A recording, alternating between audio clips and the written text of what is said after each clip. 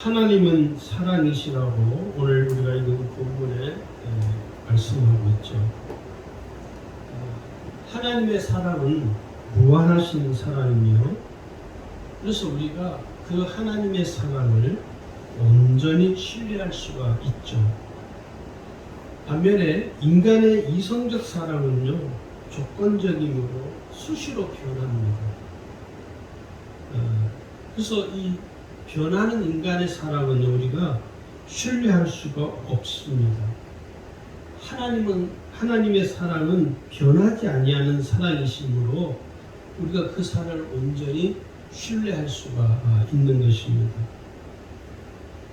오늘 말씀은 하나님은 사랑이심에 대해서 좀 말씀을 하려고 합니다.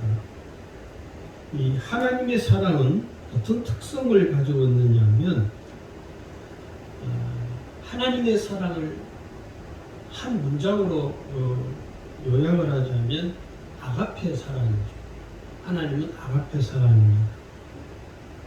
이걸 좀 더 구체적으로 풀어 설명을 하자면, 첫 번째, 하나님의 사랑은 절대적인 사랑이죠. 이 절대적 사랑이라는 것은 무슨 말이냐면, 그 어느 누구도 변경할 수 없다는 것입니다. 또 이 아가페라는 말은 다른 말로고 하나님의 절대적인 사랑을 뜻하는 말이기도 합니다. 인간이 하나님을 먼저 사랑한 것이 아니라 하나님이 인간을 찾아오셔서 인간을 사랑하셨습니다. 오늘 요한일서 4장 19절에도요 말씀하기를 우리가 사랑함은 그가 먼저 우리를 사랑하셨습니다. 이렇게 기록이 되어 있습니다. 오늘 예수님께서 십자가를 짊어지시고 그 십자가에서 죽으신 것은 오늘 죄인된 인류를 위하는 하나님의 절대적인 사랑이죠. 그래서 우리가 그 하나님의 사랑을 예수님도 변경하지 못합니다. 마태복음 26장을 여러분 보시면 39절에서 42절까지 보면 예수님이 기도하는 내용입니다. 39절에 보면 내 아버지여 만일 할만하시거든 이 잔을 내게서 지나가게 하옵소서. 예수님도 이 십자가의 이 고통이 얼마나 심한지를 너무 잘 아시기 때문에 그 십자가를 짊어지는 것을 좀 이렇게 회피하려는 건 아니라 그것을 그 십자가의 죽음을 아닌 다른 어떤 것을 가지고 기도하는 것이 아니라 그만큼 이 십자가의 죽음은 견딜 수 없는 고통인 것이죠. 그런데 예수님은 그 고통이 예수님 자신에게서 지나갈 수 있다. 기도할 정도로. 그러면서 나에게 지나가게 달라. 이게 중요한 것이 아니라 이어서 기도하는 기도가 나오는데 거기 보면 그러나 나의 원대로 마시옵고 아버지의 원대로 하옵소서라고 기도를 드리고 있습니다. 오늘 우리가 이 하나님의 사랑, 이 하나님의 사랑의 절대적 사랑은요, 예수님의 십자가의 죽음이라는 것입니다. 오늘 우리가 하나님의 사랑을 힘입는다. 내가 하나님의 사랑을 경험했다. 내가 하나님의 사랑을 알고 있다. 이 말은 내가 십자가의 죽음을 나는 경험하게 되었다. 그 십자가의 죽음을 통해서 오늘 내가 구원받은 것이다 라고 고백하는 것이죠. 그래서 이 예수님의 죽음은요, 일반적인 죽음이 아니라 하나님의 사랑의 세레나데입니다. 오늘 우리를 향하신 하나님이 너희를 내가 사랑한다라고 고백하는 사랑의 세레나데와 같은 것이죠. 두 번째, 하나님의 사랑은요, 진리적 사랑입니다. 하나님의 사랑은 진리에 근거한 사랑이라는 것입니다. 우리가 하나님의 사랑을 알고 경험하게 되면요, 가장 먼저 우리에게 주어지는 은혜가 뭐냐면 자유라는 것입니다. 마귀에게 속아서 마귀의 종도로 타며 일평생을 죄에 끌려 사는 우리의 이 삶이 그 죄에서 자유케 되는 것이죠. 죄의 속박으로부터 벗어나게 되고 죄에 이끌려서 죄에 끌려가는 것이 아니라 이제는 하나님의 사랑에 이끌림을 받는 것이죠. 그래서 하나님의 사랑이 오늘 우리를 죄에서 자유케 해 주신 것이죠. 그래서 우리의 자유에는 뭐가 있냐면 하나님의 사랑이 기본 바탕이 되어 있습니다. 여기 보면 요한복음 8장 32절이죠. 진리를 알지니 진리가 너희를 자유롭게 하리라. 그러면서 요한복음 33장 36절에 가면요. 아들을 믿는 자에게는 영생이 있고 아들에게 순종하지 아니하는 자는 영생을 보지 못하고 도리어 하나님의 진노가 그 위에 머물러 있느니라. 예수 그리스도를 믿는 자에게는 영생이라는 은혜가 주어지는 것이죠. 그래서 그 영생이 주어진 영생의 삶을 우리가 이 땅에서 사는 것입니다.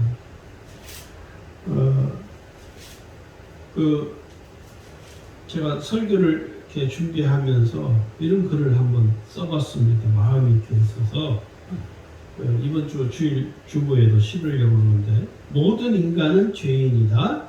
죄인들에게는 사망만이 기다릴 뿐이다. 그런데 그 죄인들에게 기쁜 소식이 들려졌다. 죄에서 사망에서 고통에서 벗어날 유일한 길이 있다는 소식이었다. 그 소식은 하나님의 사랑의 세레나데였다. 하나님께서 하나밖에 없으신 독생자를 십자가에 죽는데 내어주셨다는 소식이다. 하나님이 예수 그리스도를 십자가에 내어주시면서 오늘 우리를 향한 사랑을 나타내 보여주셨다는 것이죠. 세 번째는요, 하나님의 사랑은 위대한 복음적 계명입니다. 다른 말로 사랑의 계명이라고 저는 이걸 좀 부르고 싶은데요. 오늘 예수님께서 구원받은 우리에게 주신 계명이 있습니다. 그 계명이 뭐냐면 율법적인 계명이 아니라, 율법을 지키지 않으면 어떻게 됩니까? 반드시 지키지 아니한 것에 대한 대가를 지불해야 되거든요. 그런데 이 예수님을 우리에게 주신 이 복음적 명령은 율법적인 복음이 아니라 명령이 아니라 복음적 명령이라는 것입니다. 다시 말해서 복음의 은혜를 깨달은 자가 수행하는 계명이에요. 그래서 그 계명을 억지로, 율법은 억지로라도 해야 되거든요. 억지로 수행하는 것이 아니라 자발적인 믿음을 가지고 자발적으로 행하는 것입니다. 오늘 이게 율법과 복음이 다른 거죠. 율법이 하는 역할은 죄를 정죄하는 것입니다. 거기에는 용서가 없습니다. 그러나 복음은 죄를 정죄하는 것이 아니라 그 죄를 용서해 줍니다. 그래서 이 복음에는 은혜가 있는 것입니다. 오늘 예수님께서 마태복음 22장 37절에도 말씀하기를 내 마음을 다하고 목숨을 다하고 뜻을 다하여 주 너의 하나님을 사랑하라, 이렇게 말씀하고 계십니다. 오늘 우리의 복음으로 거듭난 사람은요, 하나님을 사랑하는, 하나님을 사랑하죠. 그래서 오늘 우리에게 너희가 서로 사랑하라, 너희가 사랑을 이루라, 이렇게 말씀하는 것은 오늘 우리에게 있는 인간적인 이성적인 사랑이 아니라 하나님의 사랑을 경험했으니 그 사랑으로 이웃을 사랑하고 너희가 서로 사랑하라는 것입니다. 네 번째, 하나님의 사랑은요, 무한하신 사랑입니다. 하나님께서는 사랑을 한 번도 포기한 적이 없습니다. 그래서 하나님의 사랑은 끝까지 기다리는 거예요. 예를 들어서 하나님의 사랑을 경험한 자가 죄를 범할 때 하나님께서는 즉시 징계하지 아니하시고 사랑하심으로 오래 참으시며 기다려 주십니다. 언제까지? 그가 회개하고 돌아올 때까지. 하나님은 끝없이 기다려주는 것이죠. 그가 하나님 앞에 회개하고 돌아설 때까지 하나님이 그에게 기회를 회수하지 않습니다. 회개할 기회를 주시고 그가 회개할 수 있도록, 그가 마음을 돌이킬 수 있도록, 그 악한 것에서 벗어날 수 있도록 하나님이 계속 오래 참으심으로 기회를 주시고 계시는 것입니다.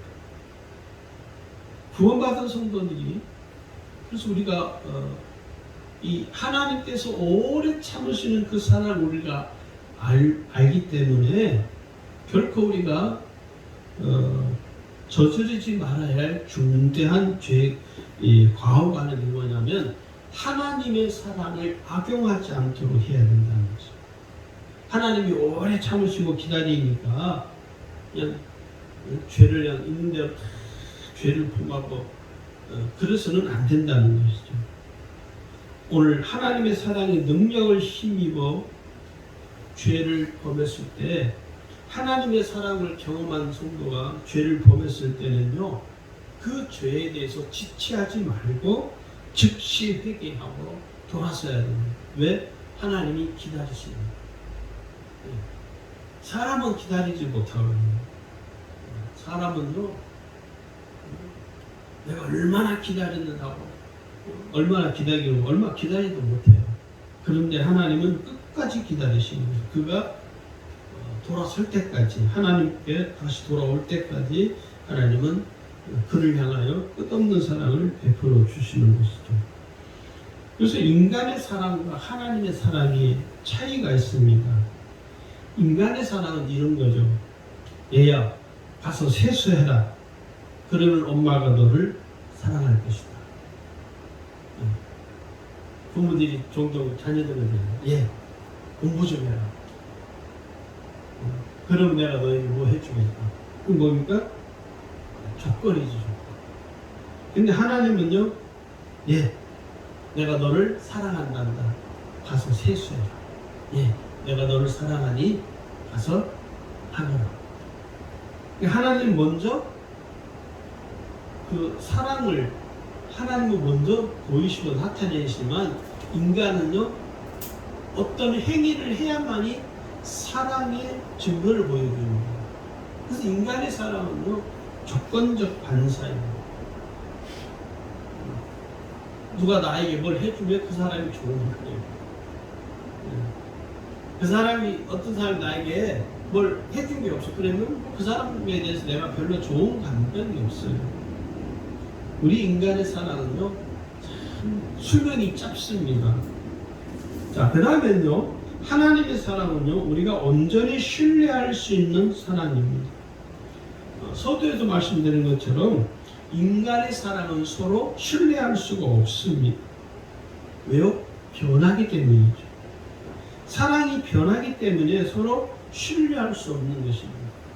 그렇게 서로 죽고 못살이 하다가 나중에는 어떤 일이 생깁니까? 철천지 원수로 돌아설 때가 있죠. 그러면요, 얼마 전까지 서로 죽고 못살이 하던 그 사랑하는 그 사람과 두 사람의 관계가 깨어져 버립니다. 관계가 파괴되고 나면 두 사람은 더 이상 볼 수 없는 남이 되는 것입니다. 우리가 이 하나님의 사랑이 아닌 인간의 사랑에 대해서 너무 지나치게 목숨을 걸 필요는 없다는 겁니다. 이 세상에 그 어떤 것도요, 하나님의 사랑에서 끊을 수가 없다는 거예요. 로마서 8장에서 말씀하죠. 35절에 보면요, 누가 우리를 그리스도의 사랑에서 끊으리요? 환난이나 공고나 박해나 기근이나 적신이나 위험이나 칼이랴. 37절에 가면 이 모든 일에 우리를 사랑하시는 이로 말미암아 우리가 넉넉히 이기느니라. 오늘 하나님의 사랑을 우리로부터 끊을 수 있는 이 세상에 없다는 것입니다. 이 세상에 그 어떤 것도 하나님의 사랑으로 나를 끊어낼 수가 없다 하는 것이죠. 그러면 우리가 하나님의 사랑은 어떻게 우리가 알 수 있느냐, 어떻게 나타나느냐 하면 오늘 하나님의 사랑은요, 구체적으로 잘 드러나 있습니다. 그게 뭐냐면 첫 번째가 하나님의 성품이신 사랑입니다. 하나님의 성품은 사랑이십니다. 하나님은 사랑 그 자체이세요. 하나님의 이 사랑은 테크닉이 아니라 성품 그 자체입니다. 오늘 읽어보리 본문 8절에도 말씀하죠. 사랑하지 아니하는 자는 하나님을 알지 못하나니 이는 하나님은 사랑이십니다. 하나님을 사랑하는 자는 하나님을 아는 것이고 하나님을 아는 자는 하나님을 사랑한다는 것. 왜요? 하나님은 사랑의 성품을 지니고 계시고 사람의 이성적 인간의 사랑은요 테크닉이 필요합니다. 그래서 학자들이 많은 이야기를 하죠. 사랑에 대해서 사랑은 이런 기술이 필요하고 이런 테크닉이 필요하고 그래서 서로 대화할 때도 서로 말할 때도 뭐가 필요하다고요? 기술이 필요합니다. 서로 대화할 때 일방적으로 대화하는 것이 아니라 서로 쌍방간에 서로 소통하며 대화하는 데는 뭐가 필요하냐? 테크닉이 필요하다는 거예요. 사랑으로만 하는 것이 아니라 사랑한다, 내가 너 사랑한다, 내가 너 사랑한다 말로만 사랑하는 문제가 아니라 거기에는 이 사랑을 어떻게 시기적절하게 어떤 때 어떻게 표현하고 어떻게 이것을 사랑을 전하고 또 사랑을 전할 때는 그냥 말로만 하는 것이 아니라 무언가를 선물을 아주 어떤 선물을 포장을 예쁘게 해서 전하는 것 이게 사랑이다 우리는 그렇게 배웠어요. 그죠? 그래서 연인들이 사랑하는 연인들이 서로 고민하는 게 뭡니까? 내가 이 사람을 사랑하는데 내가 사랑하는 것을 어떻게 이 사람에게 알릴까? 표현을 할 수 있을까? 그 테크닉이 필요한 거예요. 그런데 하나님의 사랑은 테크닉이 아니라는 거예요. 하나님의 사랑은 성품 그 자체입니다. 할렐루야. 그래서 우리가 하나님의 사랑으로 충만하면요 나의 성품이 새롭게 변화되기 시작하는 것입니다. 오늘 성도들이 그러면 예수 믿어도 사람 쉽게 안 변해. 그건요 하나님의 사랑의 성품이 내 심령 속에 부어지지 않기 때문에 내가 쉽게 변화되지 않는 거예요. 그러나 하나님의 사랑의 성품이 내 속에 내 심령 속에 부어지면 그 하나님의 사랑의 성품이 나를 새롭게 변화시키는 거예요. 자, 그 다음에 두 번째 하나님의 사랑은요 용서하시는 능력이십니다. 하나님의 사랑은 용서하는 겁니다. 용서. 하나님의 사랑은 죄인을 용서하시는 사랑이십니다.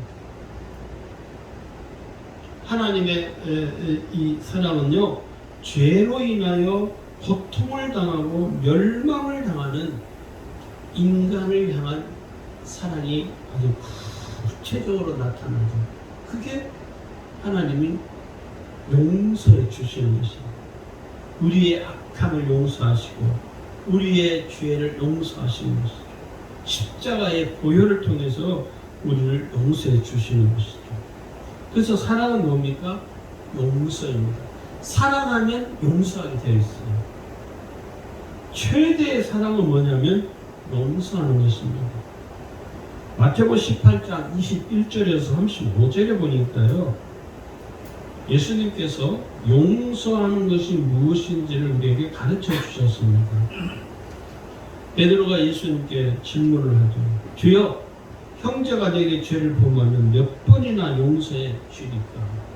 7번까지 하면 되겠습니까? 그러나 예수님이 뭐라 합니까? 이런 번을 7번만 아니라 7번을 70번까지 하라. 용서는 끝이 없다는 것을 말하는 것입니다. 또 요한복음 8장 1절에서 11절에 가면요 가늠하다 현장에서 붙잡힌 여인이 있죠. 모든 사람들이 가늠하다 현장에 잡힌 여인을 돌로 쳐 죽이려고 했어요. 그런데 예수님은 그 여인을 향하여 뭐합니까? 죄를 사해 주십니다. 예수님도 그 여인에게 말씀합니다. 나도 너를 정죄하지 아니하노라. 예수님은 그 여인이 돌에 맞아 죽는 것은요, 누가 뭐 흠잡을 수 없는 것이고, 그런데 예수님은 그 여인을 정죄하고 돌로 쳐 죽이는 것이 아니라 그 여인을 죄를 용서해 주는, 용서는 뭡니까? 기회를 주는 것입니다. 다시 그 사람이 소생할 수 있는 은총을 베풀어 주는 게 바로 용서예요. 그래서 사랑은요, 용서하는 것입니다. 용서하지 아니하면 그건 사랑이 아니라는 것입니다. 부모가 자식을 향해서 어떻게 합니까? 끝없이 용서하잖아요. 내가 너 용서한다. 계속 용서해 주는 거예요. 알면서도 모른 척 해주는 것이죠. 왜요? 사랑하기 때문에. 사랑하기 때문에 용서해요. 오늘 용서하고 내일 또 용서해요. 하나님의 사랑은요, 끝이 없습니다. 하나님은 우리를 끝도 없이 용서해 주시잖아요. 오늘 내가 하나님께 내 죄를 사함받은 사실 우리가 망각하면 안 된다 하는 것입니다. 마지막으로 하나님의 사랑은요, 서로 사랑하는 것입니다. 하나님은 오늘 우리에게 우리의 삶이 최종적으로 우리의 삶이 하나님 앞에 온전해지는 삶이 뭐냐면 서로 사랑하는 것입니다. 예수님의 말씀을 청종하는 삶을 사는 사람은요, 서로 사랑할 때 예수님의 말씀을 이루는 것입니다. 그래서 예수님의 말씀을 청종하는 자의 삶이 영적인 축복으로 풍성해지는 것입니다. 예수를 믿어도 어떤 분이 그러시더라고요. 예수님이 서로 사랑하라고 그러는데 자기가 볼 때는 어떤 사람은 내가 사랑할 수 있겠는데 어떤 사람은 사랑을 못하겠다는. 왜 그러냐면요, 자기 이기적인 것이죠. 자기 편한 대로 그 사랑을 해석하기 때문에 그렇습니다. 자기 편한 대로 우리는 해석하거든요, 모든 것을. 그러면 자기 편한 대로 해석을 하게 되면요, 자기에게 유리한 것은 좋은 것으로 해석하고 자기에게 불리한 것은 멀리하게 됩니다. 똑같습니다. 분명히 오늘 성경은 예수님 우리에게 서로 사랑하라고 그러는데, 이 사람은 내가 사랑할 수 있고 이 사람은 사랑할 수 없고 그런 것이 아니라 원수까지도 사랑할 수 있다는 것이죠. 여기 뭐라고 하냐면 예수님께서 요한복음 13장 34절에 가면요, 새 계명을 너에게 주느니 서로 사랑하라. 어떻게? 내가 너희를 사랑한 것 같이 너희도 서로 사랑하라. 오늘 예수님이 나를 사랑하신 것처럼 우리도 서로 사랑하라는 거예요. 이게 오늘 예수님 우리에게 가르쳐 주시는 최종적인 우리의 삶의 지침입니다. 서로 사랑하라. 어떻게? 주님이 나를 사랑하신 것처럼 나도 서로 사랑하는. 그래서 사랑으로 세상을 바라보면 세상이 달라 보입니다. 사랑의 마음을 가지고 사람을 대하면 그 사람이 달라 보여요. 그 사람이 변한 건 없습니다. 세상이 변한 건 없습니다. 누가 변했냐면 내가 변한 거죠.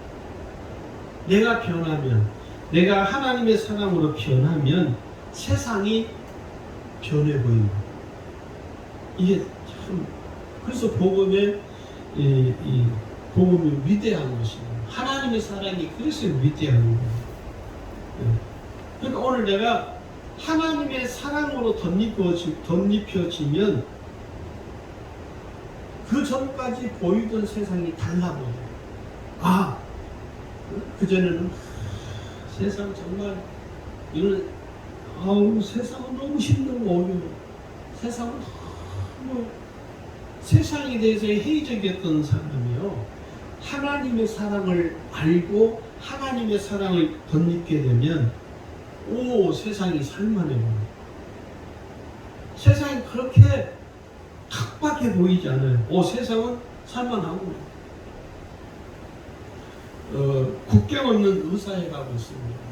제가 아는 집사님 한 분도 의사이신데 아주 실력 있는 의술이 뛰어난 의사이신데 또 국경 없는 의사에 소속이 되어서 지금 아프리카 어딘가 지금 가서 사역을 하고 계셔요. 그래서 제가 물어봤어요. 오래전에 집사님은 왜 집사님은 의사이고 또 유명한 의사이고 실력 있는 의사하면 하나하나게 이렇게 신앙생활 하면서도 또 돈도 많이 벌고 그러시면 왜 굳이 힘들고 어려운 길을 택해서 가느냐 했더니 그분이 그런 이야기 하셔요. 자기가 대학교 의대 다닐 때 2학년인가 3학년인가 하나님이 은혜를 주셨는데 정말 가난하고 병으로 고통당하는 사람들에게 찾아가서 복음을 전하기도 하면서 의술을 펴는 선교사가 되어야겠다는 마음을 품게 되었다. 그래서 그 배우자 되는 집사님 처음 만나서 연애할 때도 그 이야기를 했대요. 나는 언젠가 반드시 이 자기가 품었던 그 생각들을, 자기가 받았던 은혜들을 그 배우자가 되려고 하는 자매한테 이야기를 해줬대요. 그리고 같이 함께 같이 함께 하기를 원하면 나하고 교제하고 결혼을 하죠. 근데 그 자매도 너무 좋다고. 그래서 그 부부가 지금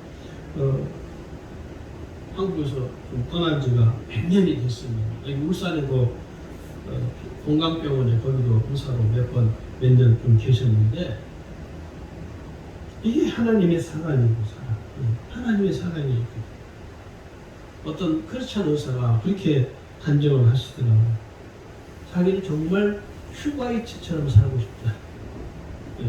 의사이신데 자기는 정말 슈바이처 같은 삶을 살고 싶다. 그래서 편안한 삶을 다 버리고 오지에 가서 복음을 전하면서 또 자기가 가지고 있는 그 의료 기술,